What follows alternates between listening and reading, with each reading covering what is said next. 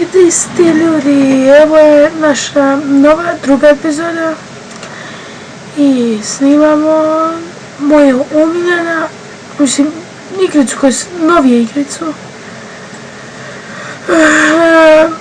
Igri u poenta igrici je da preživite dok ne pronađete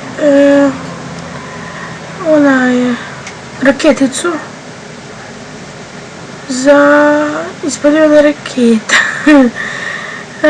Zapravo to se sad zezno, ali okej. Kad prođete pištolj za ispaljivanje raketa. Gledajte sad, ja sam već počeo nešto malo da igram. Znači ono sam govorio, mi popit ćemo ovoga.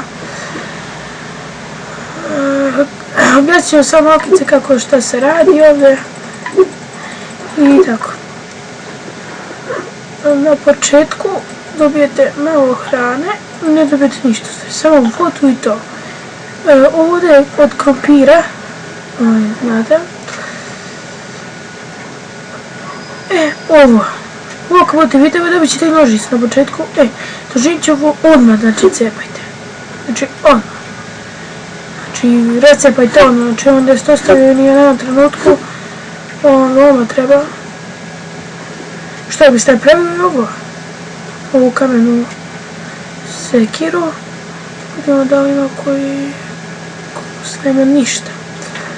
Ovu kamenu sekiru, vidite kako sam povećen. Lak. Arheolci su vam prvo okej.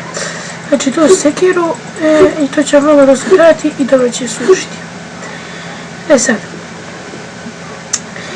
To proćete i proćete neke male parčiće nekog drveta, nešto vidjet ćete, to pokupite. Normalno možete da polivate, dobijete ovaj čamac na početku. Ali, napitat ću ima pravo ime igrice, a ovim ću tek poslati.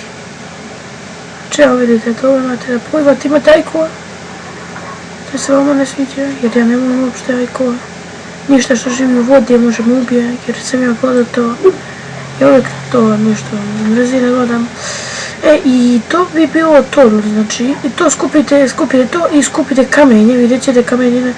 Znači, sad ću vam pokažem, ovako će što izgledati. Znači, tako nešto, da imam gomila stvari.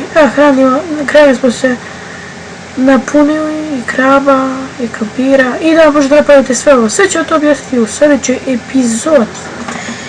Do sljedećeg viđenja, ćao!